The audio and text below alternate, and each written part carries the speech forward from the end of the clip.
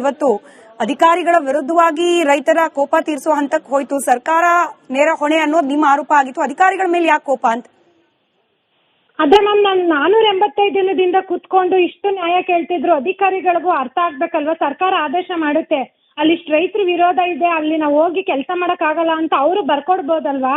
ಅದಕ್ಕೆ ನಾವು ಅವ್ರ ಮೇಲೆನೆ ಆಕ್ರೋಶ ತೋರಿಸ್ಬೇಕು. ಯಾಕಂದ್ರೆ ಸರ್ಕಾರ ನಮ್ಮ ಹತ್ರ ಬರ್ತಿಲ್ಲ, ಅವ್ರ ಪರವಾಗಿ ಅಧಿಕಾರಿಗಳು ಬರ್ತಾವ್ರೆ, ಅವ್ರಿಗೆ ನಾವು ಆಕ್ರೋಶ ತೋರಿಸ್ತಾ ಇದ್ವಿ ಮ್ಯಾಮ್. ಏನಾಯ್ತು ಎಕ್ಸಾಕ್ಟ್ಲಿ ಅಂತ ಹೇಳಿ ಇವತ್ತು ಅಧಿಕಾರಿಗಳು ಬಂದವರು ಏನ್ ಹೇಳಿದ್ರು? ರೈತರು ಯಾಕೆ ಇಷ್ಟು ತಾಳ್ಮೆ ಕಳ್ಕೊಳ್ಳೋ ಹಂತಕ್ಕೆ ಹೋಯ್ತು ಪರಿಸ್ಥಿತಿ ಅಂತ? ಏನಂದ್ರೆ ಅಂತಿಮ ಅಧಿಸೂಚನೆ ಹೊರಟಿದಾರಲ್ಲ, ಆ ಗ್ರಾಮದ ಒಂದು ಮಂಡಳಿ ಅಂತಿದೆ, ಆ ಊರಿಗೆ ಬಂದು ಯಾರು ಭೂಮಿ ಕೊಡ್ತಾರೋ ಪರ ಇರೋದು ಸರ್ವೆ ಮಾಡ್ತೀವಿ ಅಂತ ಹೇಳ್ತಿದ್ದಾರೆ.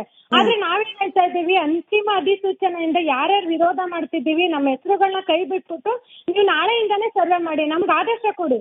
ಯಾರು ವಿರೋಧ ಇದ್ದೀವಿ ಅವ್ರಿಗೆ ನಾವು ಭೂಮಿ ತಗೊಳಲ್ಲ ಅಂತ ಆದೇಶ ಮಾಡ್ಲಿ, ಅವಾಗಿಂದ ಸರ್ವೆ ಮಾಡ್ಲಿ. ಇವ್ರು ಏನಿಲ್ದೆ ಬಂದು ಸರ್ವೆ ಮಾಡ್ಬಿಟ್ರೆ ನಾವೆಲ್ಲ ಹೋಗೋದು ಮ್ಯಾಮ್ ರೈತರು? ಅದಕ್ಕೆ ನಾವು ಇದು ಇಷ್ಟು ದಿನ ಶಾಂತ ರೀತಿಯಲ್ಲಿ ಹೋರಾಟನ ಉಗ್ರ ರೂಪಕ್ಕೆ ತಿರುಗಿಸಿದ್ದೆ ರಾಜ್ಯ ಸರ್ಕಾರ ಮತ್ತೆ ಅಲ್ಲಿನ ಶಾಸಕರ ಜವಾಬ್ದಾರಿ ಮ್ಯಾಮ್. ಇವಾಗ ಈಗಲೂ ಕೂಡ ಸರ್ಕಾರದ ಕಡೆಯಿಂದ ಬರ್ತಾ ಇರೋದು ಆಲ್ಮೋಸ್ಟ್ 80% ಅಧಿಕ ಮಂದಿ ರೈತರು ಒಪ್ಪಟ್ಟಿದ್ದಾರೆ. ಗಲಾಟೆ ಮಾಡ್ತಿರೋರು ಅಥವಾ ಅಸಮಾಧಾನ ವ್ಯಕ್ತಪಡಿಸ್ತಿರೋರ ಸಂಖ್ಯೆ ಬಹಳ ಕಡಿಮೆ ಇದೆ ಅಂತ. ಹೌದು, ಅವ್ರದ್ದು ಮೊದ್ಲಿಂದಾನು ಪ್ರಿಲಿಮಿನರಿ ನೋಟಿಫಿಕೇಶನ್ ಇಂದ ಫೈನಲ್ ನೋಟಿಫಿಕೇಶನ್ ವರೆಗೂ ಸರ್ಕಾರದ ಹೇಳಿಕೆ 80%. ಅವ್ರು ಅಲ್ಲೇ ಎಲ್ಲ ಕುತ್ಕೊಂಡು 80% ಅಲ್ಲ, ಪ್ರತಿಯೊಂದು ಹಳ್ಳಿಗೂ ಬಂದು ಅವ್ರು ವಿಚಾರಣೆ ಮಾಡ್ಲಿ, ಪ್ರತಿಯೊಬ್ಬ ರೈತರನ್ನ ಖಾತೆದಾರನ ಕೇಳ್ಬಿಟ್ಟು 80% ಹೇಳ್ಬೇಕಲ್ವಾ. ಮತ್ತೆ ಇಲ್ಲಿ ಹೋರಾಟ ಮಾಡ್ತಿರೋರು ಯಾರು? ರೈತರಲ್ವಾ. ಅದನ್ನ ನಾವು ಪ್ರಶ್ನೆ ಮಾಡಿ ಸಾಕಾಗಿದೆ, ಇನ್ನೇನು ಮಾಡಕ್ಕಾಗಲ್ಲ ಮ್ಯಾಮ್. ನಾವು ಉಗ್ರ ರೀತಿ ಹೋರಾಟ ಮಾಡ್ತೀವಿ, ಮಾಡು ಇಲ್ಲವೇ ಮಡಿಗ್ ಬಂದ್ಬಿಟ್ಟಿದೀವಿ. ಏನಾದ್ರೂ ಸರಿ ನಮ್ ಭೂಮಿಗೋಸ್ಕರ, ಇದು ಯಾರದ್ದು ಸರ್ಕಾರದ ಜಾಗ ಅಲ್ಲ, ನಮ್ದು ಸ್ವಂತ ಪಿತ್ರಾರ್ಜಿತ ಆಸ್ತಿಗೋಸ್ಕರ ನಾವಿವತ್ತು ನಮ್ ಪ್ರಾಣ ಕಳ್ಕೊಳ್ಳಕ್ಕೂ ತಯಾರಿದೀವಿ ಮ್ಯಾಮ್. ರೈಟ್, ಧನ್ಯವಾದ ಶ್ವೇತಾ ಅವರೇ ರಿಪಬ್ಲಿಕ್ ಕನ್ನಡ ಜೊತೆಯಲ್ಲಿ ಮಾತನಾಡಿದ್ದಕ್ಕೆ.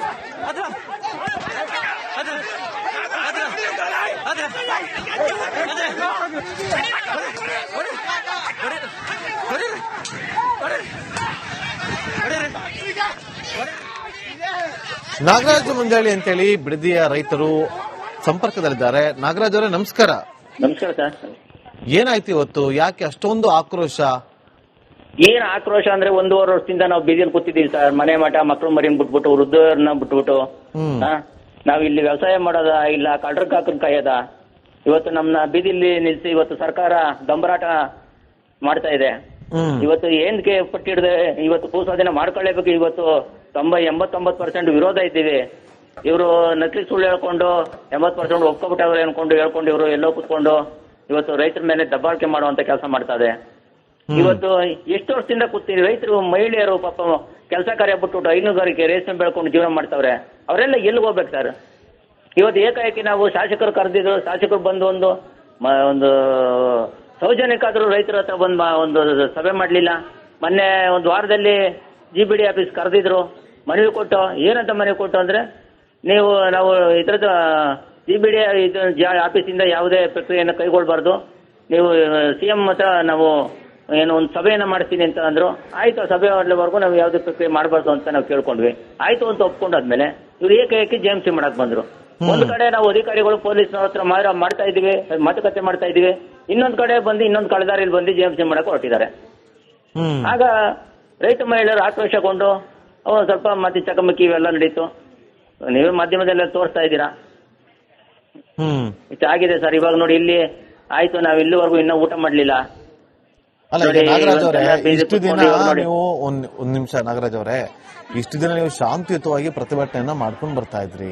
ಹೌದು ಸರ್. ಈಗ ಅಧಿಕಾರಿಗಳು ಬಂದ್ರು, ಅದೇ ರೀತಿಯಾಗಿ ಶಾಂತಿಯುತವಾಗಿ ಅದನ್ನ ಅಡ್ಡಿಪಡಿಸಬಹುದಿತ್ತಲ್ವಾ? ಈಗ ಇದರಿಂದ ಒಂದು ಸಮಸ್ಯೆ ಉಲ್ಬಣ ಆಗುತ್ತೆ ಅಂತ ಅನ್ಸಲ್ವಾ ನಿಮ್ಗೆ? ಸರ್ ಅನ್ಸುತ್ತೆ ಅಂದ್ರೆ ಇವತ್ತು ಆಯ್ತು ಅಧಿಕಾರಿಗಳು ಕೇಳ್ಕೊಂಡ, ನಾವು ಸಾರಿ ಕೇಳ್ಕೊಂಡು ನಿಲ್ಸಿ JMC ಮಾಡಬೇಡಿ, ಒಬ್ಬರಿಗೆ ಮಾಡಿದ್ರೆ ಇನ್ನೊಬ್ರಿಗೆ ತೊಂದರೆ ಆಯ್ತದೆ. ಯಾಕೆಂದ್ರೆ ಒಂದೂರಲ್ಲಿ ಎಲ್ಲಾರ್ಗು ಇವಾಗ ಎಲ್ಲಾ ಸರ್ವೆ ನಂಬರ್ಗೂ ನೋಟಿಫಿಕೇಶನ್ ಮಾಡಿರೋ ದೇಶದಿಂದ ಒಬ್ರು ಮಾಡ್ತೀವಿ, ಒಬ್ರು ಬಿಟ್ರೆ ಅದು ನಮ್ಗೆ ತೊಂದರೆ ಆಗ್ತದೆ.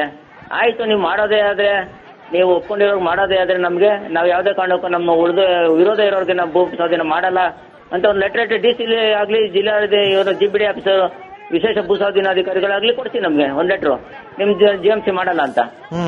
ನಾವು ಸುಮ್ನೆ ಆಗ್ತೀವಿ. ಈಗ ಯಾರೋ ಒಬ್ರು ರೈತರ ಅಸ್ವಸ್ಥ ರೈತರಾದ್ರಲ್ಲ? ಹೌದು ಸರ್. ಕೆಂಪಶೆಟ್ಟಿ ದೊಡ್ಡ ಕೃಷ್ಣಪ್ಪ ಅನ್ಬಿಟ್ಟು ಹೇಗಿದೆ ಅವ್ರ ಆರೋಗ್ಯದ ಸ್ಥಿತಿ ಹೇಗಿದೆ ಈಗ? ಆಸ್ಪತ್ರೆ ಕರ್ಕೊಂಡು ಹೋಗಿದ್ರಲ್ಲ ಸರ್, ಅದನ್ನ ನೋಡ ಇದರಲ್ಲಿ ನಾವು ಈ ಗಲಾಟಿನಲ್ಲಿ ಅವ್ರು ಗಮನಿಸಲೇ ಇಲ್ಲ ಸರ್. ಏನಾಯ್ತು ಅಂತಾನು ಕೂಡ ಗಮನಿಸಕ್ಕಾಯ್ತಾ ಇಲ್ಲ. ಇನ್ನೂವರೆಗೂ ಊಟ ಮಾಡಿಲ್ಲ, ನೀರಿಲ್ಲ, ಇಲ್ಲಿ ಕಾಡಲ್ಲಿ ಇದ್ದೀವಿ. ಇವತ್ತು ಆಯ್ತು ಅವರೆಲ್ಲ JMC ಅವರೆಲ್ಲ ಹೋದ್ರು. ತಿರ್ಗಾ ಇವತ್ತು ಎಲ್ಲ ಮಿಲಿಟರಿಯವ್ರನ್ನ ಕರ್ಸ್ಕೊಂಡು ಇವಾಗ ಎಲ್ಲ ಪೊಲೀಸು SP ಅವರು DSP ಅವರು ಸರ್ಕಾರ ಎಲ್ಲ ಇಲ್ಲೇ ಓಡಿದ್ದಾರೆ. ಹೆಚ್ಚು ಕಮ್ಮಿ ನಮ್ ರೈತರಿಗಿನ್ನ ಪೊಲೀಸರು ಅವರೇ ಜಾಸ್ತಿ ಇದ್ದಾರೆ ಸರ್. ನೀವು ಬೆಳಗಿಂದ ಪ್ರೊಟೆಸ್ಟ್ ಮಾಡ್ತಿದ್ರಲ್ವಾ? ಅಧಿಕಾರಿಗಳು ಬರ್ತಾರೆ ಅಂತ ನಿಮ್ಗೆ ಗೊತ್ತಿತ್ತಾ ಮುಂಚೆನೆ? ಸರ್, ಮಾಹಿತಿ ಬಂತು ಸರ್. ಮಾಹಿತಿ ತಿಳ್ಕೊಂಡೆ ನಾವು ಬಂದು ಸರ್ ತಡೆಯಕ್ಕೆ. ತಡಿಯಕ್ ಬಂದಾಗ ತಡಿಬೋದಿತ್ತು, ಆದ್ರೆ ಕಲ್ಲು ತೂರಾಟ ಮಾಡಿದ್ದು ಸರ್, ಅದು ನಾವು ರೈತರಾಗಿ ಕಲ್ಲು ತೂರಾಟ ಮಾಡೋದು ಇನ್ನೊಂದು ಮಾಡೋದು ನಮಗೂ ಇಷ್ಟ ಇಲ್ಲ ಸರ್. ಅದಕ್ಕೆ ನಾವು ಸರಿ ಅಂತ ನಾವು ಒಪ್ಕೊಳ್ಳಲ್ಲ ಸರ್. ಯಾಕೆ ಅಂದ್ರೆ ರೈತರುಗಳು ಆಕ್ರೋಶಗೊಂಡು ಆ ರೀತಿ ಮಾಡಿದ್ದಾರೆ ಸರ್. ಇವಾಗ ಒಂದ್ ತಾವು ನಿಂತ್ಕೊಂಡು ನಾವು ಅಧಿಕಾರಿಗಳ ಹತ್ರ ಮಾತಾಡ್ಬೇಕಾದ್ರೆ ಇವರು ಏಕಾಏಕಿ ಈಗ ಕಳೆದಾರಿಲಿ ಇನ್ನೊಂದ್ ದಾರಿ ಕರ್ಕೊಂಡ್ಬಂದು JMC ಮಾಡಕ್ ಕೊಟ್ಟಾಗ ಎಲ್ಲರಿಗೂ ಕೋಪ ಬರುತ್ತಲ್ವ ಸರ್. ಹಾಗಾಗಿ ರೈತ ಮಹಿಳೆಯರು ಆಕ್ರೋಶಗೊಂಡು ಸ್ವಲ್ಪ ಅಚಾತುರ್ಯ ನಡೆದಿದೆ ಸರ್, ಇಲ್ಲ ಅಂತ ಹೇಳಲ್ಲ. ಅದನ್ನ ನಾವು ತಪ್ಪು, ಅದು ಸರಿ ಮಾಡಿರೋ ಸರಿ ಅಂತ ನಾವು ಒಪ್ಕೊಳ್ಳಲ್ಲ ಸರ್ ಅದನ್ನ. ಯಾಕೆಂದ್ರೆ ನಾವು ರೈತರುಗಳು, ನಾವು ಸಾರ್ವಜನಿಕವಾಗ್ಲಿ ಇನ್ನೊಬ್ರಿಗಾಗ್ಲಿ ತೊಂದರೆ ಕೊಡುವಂತ ಮಾಡಬಾರ್ದು, ತೊಂದರೆ ಮಾಡಬಾರ್ದು. ನಾವು ಇಲ್ಲಿವರೆಗೂ ಮಾಡಿಲ್ಲ.